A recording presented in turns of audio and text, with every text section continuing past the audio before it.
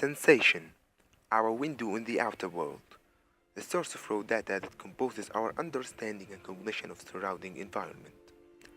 Despite of its importance, senses are not reliable to some extent. Sensory data must be interpreted by the brain to give it meaning in the process of perception. Unfortunately, perception can be affected by thoughts, illusions, former experience, and even data from other senses. For example, smell affects perception of taste. Burnt jello. Oh, Now, before I eat all this, since I know that it's jello, I'm actually trying to make the. Oh, sorry. it's barbecue sauce. And sight affects perception of hearing. Concentrate first on the right of the screen. Now to the left of the screen. The illusion occurs because what you are seeing clashes with what you are hearing. So, we wanted to study the effect of sight on the perception of taste. Taste buds in our tongues have the ability to determine basic groups of taste. But as we said, the way we perceive the taste doesn't depend only on the sensory signals sent by taste buds to our brain, because our brain has associated all types of food we encounter throughout life with their smell, color, and appearance. If any of the associated features with a certain type of food is missing, our mind would probably get confused and cannot correctly recognize the taste. In our experiment, we are going to put these claims under test. The experiment was simply to change the color of popular commercial juice using authorized tasteless colorants. Subjects of the experiment were asked to drink the colored juice and identify it. We used 4 types of juice: orange, apple, mango, and pineapple, and 3 types of colorants: red, brown, and black. The mixing of juice and colorants were randomized to acquire various types of combinations. The experiment was conducted on 60 young adults from both genders, mostly aged from 19 to 22 years old. They were divided into an experimental group and a control group. The only difference between groups is that the members of the control group were completely eye covered to eliminate the effect of altered juice colors on their perception. We wanted the subjects of the experiment to identify the juice normally, and not to take it as a challenge. So, they were told that the purpose of the experiment is to determine the effect of gender on the perception of sugar.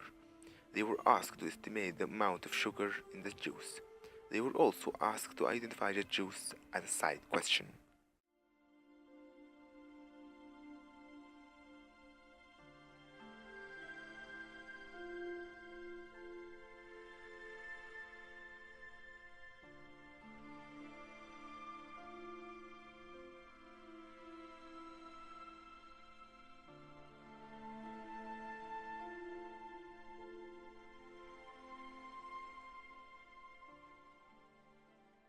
The results of the experiment are quite interesting.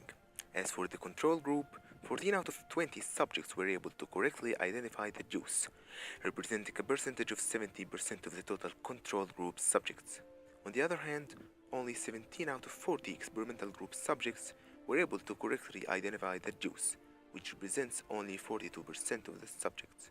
This 28% of decrease in correct answers is probably due to the wrong perception of taste due to the interference of sensory data from the eyes and the tongue. It may be also useful to mention that percentage of correct answer in the experimental group were 11% higher in males than females.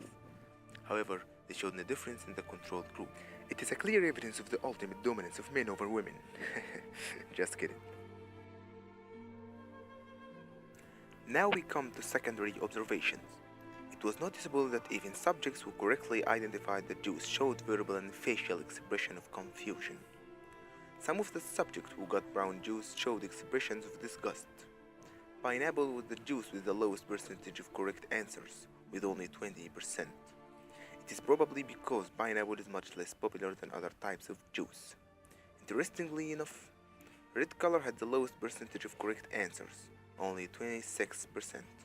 A reasonable explanation is that red color is common among juice, so subjects were comfortable to consider it as a normal juice. Meanwhile, brown and black are not common juice colors, so the subjects were skeptic about them and exerted more concentration and effort to identify the juice.